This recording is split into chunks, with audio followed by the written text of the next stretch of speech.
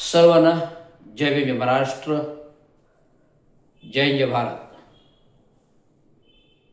आपण विविध महत्त्वाच्या प्रश्नावरती महाराष्ट्र म्युनिसिपल कर्मचारी युनियन, महाराष्ट्र अभियंता असोसिएशन युनियन, स्टेम प्राधिकरण युनियन, ठाणे महानगरपालिका क्षेत्र आणि संपूर्ण महाराष्ट्र राज्य,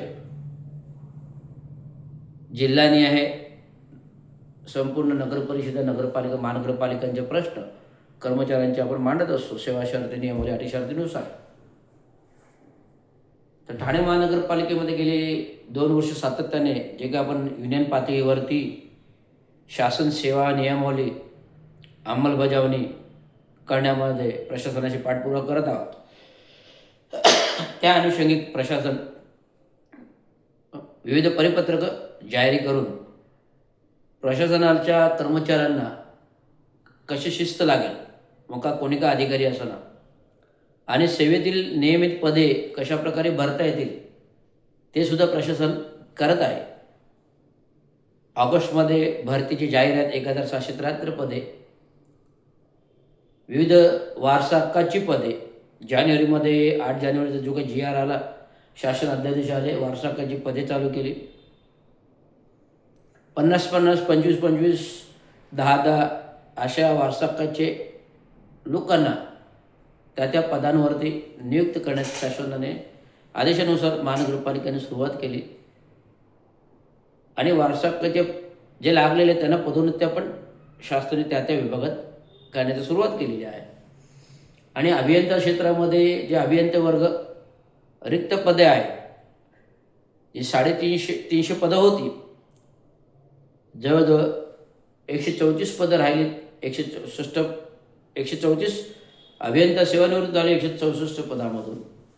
पुन्हा नव्याने 200 अभियंते भरती हे टाटा कन्सल्टंटच्या भरतीमार्फत शासनाने चालू केली. महाराष्ट्र महानगरपालिकेने आता 1773 पदामध्ये 200 तर अभियंते आहेत. अशा प्रकारे अभियंता भरती टाटा कन्सल्टंट चालू. आणि सेवेमध्ये जे कार्यरत कर्मचारी आहेत त्यांना नियमित पदोन्नत्या, शासन सेवा नियमावलीनुसार पदोन्नत्या, मग त्या अभियंता वर्गांच्या पण शासन सेवा नियमावलीच्या पदोन्नत्या मी मागणी केली होती 1.5 वर्षापूर्वी. मागच्या मला वाटतं जानेवारीच्या दरम्यान मी मागणी केलेली आहे, डिसेंबर जानेवारीच्या, की नियमित पदोन्नत्या भरत्या झाल्या पाहिजेत. नियमित सेवा शर्ती नियमानुसार त्या कार्यरत अधिकाऱ्यांना 25-25 वर्ष होऊन सुद्धा त्या पदांवर पदोन्नत्या दिल्या जात नाहीत. त्या पदोन्नत्या अजून काही अभियंते, आता कालच 9 अभियंत्यांना कार्यकारी अभियंत्याच्या पदोन्नत्या दिल्या. त्यातील बरेच अभियंते आज मला येऊन भेटले, साहेब आमची नावं नाही आले. म्हटलं मी विचारणा करतो, पत्र देऊन त्या पदात रिक्त पदानुसार आहेत, पदे आहेत, शासन मान्यते पदे आहेत का रिक्त पदे आहेत, याचा संपूर्ण अभ्यास करतो. आणि त्यानुसार मी पुढील आठवड्यामध्ये प्रशासनाला पत्र देतो की जे जे अधिकारी, मला वाटतं कोणी 97मध्ये लागले, कोणी 98-99मध्ये लागलेले आहेत, कोणी 2000पर्यंत लागलेले आहेत कॉन्ट्रॅक्ट बेसिसवर, अशा लोकांना नियमित झालेत, त्यांना पण पदोन्नती नाही मिळालेली आहे. त्यात बरीच नावं आहेत. मला अजून एक 10 अभियंते, कार्यकारी अभियंते पदोन्नतीवर नियमित होतील अशी त्यांची नावं आहेत. त्या अभियंत्यांसाठी मी पाठपुरावा करणार आहे. आणि जी पदोन्नतीने पदं रिक्त झालेली आहेत, आता उपअभियंता कार्यकारी अभियंता पदात गेले, आणि जे कनिष्ठ अभियंता उर्वरित राहिलेले आहेत त्यांना उपअभियंता पदात लेवलला आणावे, आणि जे उपअभियंता काही पदोन्नती राहिले त्यांना कार्यकारी अभियंता लेवलला आणावे. आणि सर्वात महत्त्वाचे म्हणजे 4 उपनगर अभियंत्याची पदं जी होती त्यातील नियमित विनोद पवार उपनगर अभियंता झाले, विकास ढोले नियमित उपनगर अभियंता झाले, सुधीर गायकवाड उपनगर अभियंता झाले, सुनील पाटील उपनगर अभियंता, 4 पदं भरली गेली. आता जे काय राहिलेली कार्यकारी अभियंता पदांमधील ती पदे काल 9 भरले. आता उर्वरित ज्या उरलेत त्यांचा पाठपुरावा करणार आहे. महत्त्वाचं म्हणजे 2019ला प्रशासनात मी कार्यरत असताना जो विधिमंडळात विधानसभेमध्ये पाठपुरावा केला होता आणि 19 लोकांचे नियमबाह्य चार्जेस रद्द केले होते. ज्यांना नियमबाह्य चार्जेस दिलेले आहेत, सेवा शर्ती डावलून ज्यांना नियमबाह्य चार्जेस दिलेले आहेत, अशा लोकांचे चार्ज खारिज करून शासन परिपत्रकानुसार जो 2 वर्षाचा कालावधी आहे जर 2 वर्षाचा कालावधी झाला असेल पुरतं करत असेल त्यांची नवीन नियुक्ती त्यांनी व्हायला पाहिजे, ती करावी. आणि दुसरी गोष्ट आणि महत्त्वाची गोष्ट, महत्त्वाची गोष्ट म्हणजे मागील कोविड कालावधीनंतर शासनाचं परिपत्रक होतं की ज्यांची जात प्रमाणपत्र रद्द झालेले आहे, अशा जात प्रमाणपत्र रद्द झालेल्या लोकांना सेवा खंडित करायला पाहिजे. कल्याण डोंबिवलीमध्ये जवळजवळ 83 लोकांची सेवा खंडित केली. कल्याण डोंबिवली महानगरपालिकेमध्ये 86 का 83 लोकांची सेवा खंडित केली आणि नियमानुसार गुन्हा दाखल करणे, दर्ज करणे ही कारवाई त्या लोकांनी केली. आणि काही लोकांना त्यांनी ज्यांच्या सेवा खंडित झाल्या त्यांना कॉन्ट्रॅक्टवर 11 महिन्याच्या करारावरती नव्याने आदेश दिले आणि मूळ पदावरती बिलकुल राहण्याचा त्यांना अधिकारच नाही. तर अशा प्रकारे ठाणे महानगरपालिकेत 35 लोक ही माहिती मला उपायुक्त मुख्यालयानेच दिली की 35 लोक आहेत.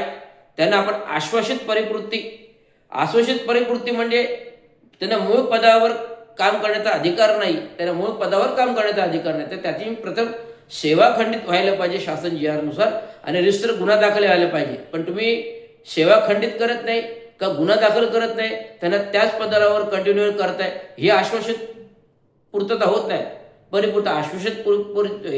आश्वासित परिपूर्ती हे आहे की त्यांची प्रथम सेवा खंडित करायची, ज्या पदावरून आले त्या पदावरून त्यांना काढायचं आणि पुन्हा नव्याने 11 महिन्याच्या पदोन्नतीच्या करारावरती आणि नियमित 11 महिन्याच्या कॉन्ट्रॅक्ट पद्धतीवरती त्यांना सेवेत रुजू करून घ्यायचं.